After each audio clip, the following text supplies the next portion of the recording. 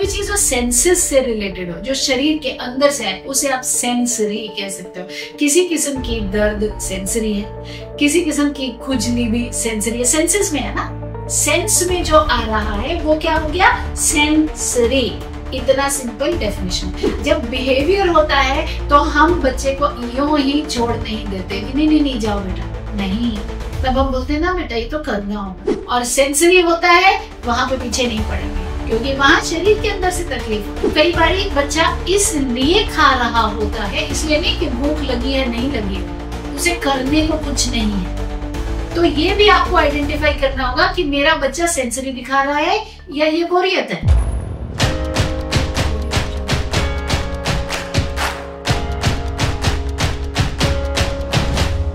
नमस्कार, मैं हूँ रजनी और आज का टॉपिक है ऑटिज्म और सेंसरी। बहुत ज्यादा हम सेंसरी करते हैं हर चीज में, है ना। मैंने पिछली बार भी वीडियो बनाया था जब बिहेवियर्स के ऊपर, pinching sensory, head banging sensory, सब माल 25, ये काम नहीं करना है। समझना है कौन सी चीज सेंसरी है और कौन सी चीज साइकोलॉजी ड्रिवन है। कहाँ पर बच्चा हमें बुद्धू बना रहा है। जी हाँ, हमारे बच्चे बहुत स्मार्ट है, हम मानते नहीं। और कहाँ जेन्युइनली सेंसरी। अब समझने के लिए क्या करना पड़ेगा, सेंसरी सीखना पड़ेगा। अब बहुत संक्षिप्त में बताती हूँ ये सेंसरी बना के। कोई भी चीज जो सेंसेस से रिलेटेड हो, जो शरीर के अंदर से है, उसे आप सेंसरी कह सकते हो। किसी किस्म की दर्द सेंसरी है, किसी किस्म की खुजली भी सेंसरी है। सेंसेस में है ना, सेंस में जो आ रहा है वो क्या हो गया, सेंसरी। इतना सिंपल डेफिनेशन है। अब सेंसरी कितने किस्म के होते हैं, 8 किस्म के होते हैं। बहुत स्पीड से बताऊंगी। 5 तो हम पहली कक्षा में सीखते हैं, सेंस ऑर्गन्स, है ना। तो 5 क्या है, दृष्टि, सुनाई देने की क्षमता, सूंघना, सूंघ पाने की क्षमता, ये सेंसरी है, ठीक है। आपकी त्वचा के ऊपर कुछ टच होना, हाँ ये सेंसरी है। जैसे मैंने कहा खुजली, दर्द, है ना, तो त्वचा पे टच। सूंघ पाना, बहुत ज्यादा ही बदबू आ रही है बच्चे को, तो ये क्या है, सेंसरी का इशू है। कोई 4 घर नीचे किसी ने मच्छी पकाई है, ये तड़फ रहा है, बदबू आ रही है, आपको नहीं आ रही है, तो ये सेंसरी हो गया। तो ये 5 तो यही हो गए, सुनना, देखना, सूंघना, टेस्ट करना। एक ही खाना खाऊंगा, दूसरा खाऊंगा ही नहीं, मुंह में डालोगे तो मुझे उल्टी हो जाएगी, सेंसरी है, ठीक है। और स्किन के ऊपर, आपने मुझे हग कैसे किया, आपने मुझे जब भी कैसे पाली, नहीं, अगर आपने, मैं रोने लग रहा हूँ क्योंकि तकलीफ हुई है कि आपने टच किया, मुझे टच मत कर दो, सेंसरी हो गया, ठीक है। यहाँ बिहेवियर नहीं है, यहाँ पर हम ये नहीं करेंगे कि बिहेवियर की तरह एंटीसीडेंट बिहेवियर कॉन्सिक्वेंस, टोटली उल्टे तरीके हैं ये। जब बिहेवियर होता है तो हम बच्चे को यूं ही छोड़ नहीं देते कि नहीं जाओ बेटा, नहीं, तब हम बोलते हैं ना बेटा ये तो करना होगा। तो हमारे को आइडेंटिफाई कर पाना बहुत जरूरी है, वरना गड़बड़ हो जाएगी। और सेंसरी होता है, वहां पे पीछे नहीं पड़ेंगे, क्योंकि वहां शरीर के अंदर से तकलीफ हो रही है ना। अब मानिए, देखिए, स्किन के ऊपर सेंसरी का एग्जाम्पल मैं देती हूँ, अगर जरूरत से ज्यादा है। अब जैसे मेरे केस में एक्सट्रीम सेंसरी इशू है कि टैग, ये जो शर्ट के टैग कुछ, अगर मैं उसे ना काटूं नए कपड़े में तो शाम तक घाव कर देगा। मैं सारा टाइम ऐसे ऐसे ही करती रहूंगी, और अगर खुद से नहीं काटा तो ऑफिस में आके टीम को बोलती इसको काट दो, क्योंकि वो चुभ रहा है, लग रहा है, बाकियों को कोई फर्क नहीं पड़ रहा उससे। मेरी बॉडी क्या कर रही है, हाइपर, ये टैक्टाइल के ऊपर हाइपर सेंसरी हो रही है। अब कैसे देखेंगे कहां पर हाइपर है, कहां पर हाइपो है। हाइपर मतलब 0 से ज्यादा, 0 मतलब बेस। अभी मैं शांत हूँ, ना मुझे ये लाइट तंग कर रही, ना मुझे कोई बाहर की आवाज से चीखने का मन कर रहा है, मेरे सर में ढम ढम नहीं बज रही, ना मुझे कहीं कुछ स्किन पे कुछ इरिटेशन है, कोई इचिंग है, कोई दर्द है, कोई जलन है, कुछ नहीं, मैं 0 पे हूँ, है ना। अब कोई चीज अगर मुझे जरूरत से ज्यादा तंग करने लगे, अब यहाँ ये लाइट है, ये एकदम इसकी वजह से मुझे बस कुछ होने लगे, यहाँ दर्द होने लगे, तो क्या हो रहा है, मैं 0 से प्लस में हूं। जो चीज बाकियों के लिए नॉर्मल बिहेव कर रही है, मेरे लिए बहुत तंग कर रही है। अब शादी में गए, लाउड स्पीकर की आवाज हुई, मैं नाच गई, आवाज सुन के नाच गई, मतलब वो वाला नाचना नहीं, मतलब तकलीफ से कि कान में दर्द होने लगा, डम डम होने लगी, तो ये क्या हो गया, मैं 0 से आगे हूं। बाकी भी खड़े हैं, उनको तक नहीं हो रहा, मेरे को हो रहा है, मैं 0 से आगे। और 0 से पीछे माइनस, हाइपो, उसका क्या मतलब है, मुझे महसूस ही नहीं हो रहा है, हाँ, तो जैसे मैंने बताया 5 तो ये हो गए, ये आईज, नोज, ईयर्स, ये वाले सेंसेस है ना, स्किन और टेस्ट। 3 इंटरनल सेंसेस, वो कौन से? प्रोप्राइसेप्शन, वेस्टिब्यूलर, इंट्रोसेप्शन। हिंदी में कहने मत बोलना, नहीं आते मुझे इनके नाम हिंदी में। प्रोप्राइसेप्शन क्या होता है? प्रेशर। अब कई बच्चे ऐसे ऐसे करते, ऐसे ऐसे करते, क्यों? उनको प्रेशर चाहिए, वो 0 से पर आगे की तरफ है ना, हाइपर हो गया है।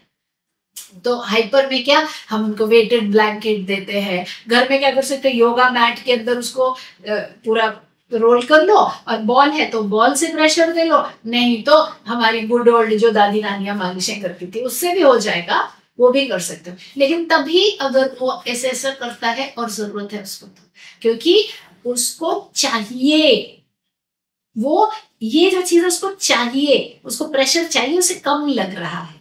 हाँ, तो 0 से कम की तरफ हो गया। वैसे ही वेस्टिब्यूलर सेंसरी, वेस्टिब्यूलर में क्या, बैलेंस करके चल नहीं पा रहा है, तो बीम बैलेंस पे चलाइए। बीम बैलेंस अब घर पे कहां से लाऊं मैं? ओटी तो मैं लेके जाता ही हूँ। तो क्या करेंगे, सुनिए, सोफा, चेयर, पटला जिसपे बैठ के कपड़े धोते हैं, आपका टब उल्टा कर दीजिए, हाँ उल्टा करके रख दीजिए, बाल्टी उल्टा करके रखिए, ऊपर नीचे ऊपर नीचे ऊपर नीचे, और फिर नीचे में एक मैट जो थोड़ी चुभने चुभने वाली हरे रंग की घास जैसी मैट होती है ना, वो रख दीजिए। फिर पूरा एक हर्डल पाथ बनाइए कि पहले इस पे चलोगे, फिर नीचे चलोगे, फिर इधर चलोगे। अभी घर पे आपने 0 खर्चे से किया है, आपके घर में जितना सामान है, टब है, टब को उल्टा करके रख दिया, उसके ऊपर बच्चा खड़ा हुआ, फिर थोड़ा नीचे खड़ा हो, बैलेंस करना सिखा रहे, आप हाथ पकड़ के चला रहे, ये बीम बैलेंस ही तो है। जो आप ओटी में, मैं ये नहीं कह रही ओटी मत लेके जाओ, लेकिन घर पर भी ये सब करोगे बिना खर्चे के, घर की चीजों का इस्तेमाल करके, आपका बहुत भला होगा, बच्चे का बहुत भला होगा, है ना। तो ऐसे आपने एक हर्डल पाथ बना दिया कि डाइनिंग टेबल के नीचे से निकलोगे, फिर उसके ऊपर से अब एक कुर्सी पे पैर रखोगे, फिर ऊपर रखोगे, फिर अब कांच का डाइनिंग टेबल हो तो ना ऊपर पैर रखवाना भाई। कहने का मतलब ये है कि ऐसे हर्डल पाथ बना लीजिए, इससे क्या होगा, वेस्टिब्यूलर सेंसरी डिसफंक्शन में फायदा होगा। तो ऐसे ऐसे चीजें आपको सोचनी है, 5 एक्सटर्नल, 3 इंटरनल, प्रोप्राइसेप्शन, वेस्टिब्यूलर और इंटेरोसेप्शन। इंटेरोसेप्शन के लिए क्या कर सकते हैं, भूख ही नहीं लगती, इंटेरोसेप्शन मतलब भूख नहीं लगती, ये माइनस में आ गया, भूख बंद ही नहीं होती, खाता ही जा रहा बच्चा, खाता ही जा रहा है, ये प्लस में चला गया। तो आपको देखना पड़ेगा कि कौन सा है। अब कई बारी बच्चा इसलिए खा रहा होता है, इसलिए नहीं कि भूख लगी है, नहीं लगी, उसे करने को कुछ नहीं है। तो ये भी आपको आइडेंटिफाई करना होगा कि मेरा बच्चा सेंसरी दिखा रहा है या ये बोरियत है। तो फिर क्या करेंगे, विजुअल स्केड्यूल बना देंगे, बोलेंगे अब ये करोगे, ये करोगे, ये करोगे, और बांध देंगे खाना, है ना। हाय मेरा बच्चा कैसी है माँ, ये कैसे बात करती है, खा बेटा और पराठा, ये नहीं करना है ना। ऐसा जानलेवा प्यार नहीं चाहिए, है ना। घर में होता है ना, 8-8 पराठे खिला रहे हैं जी, खिला रहे हैं, नहीं करना है।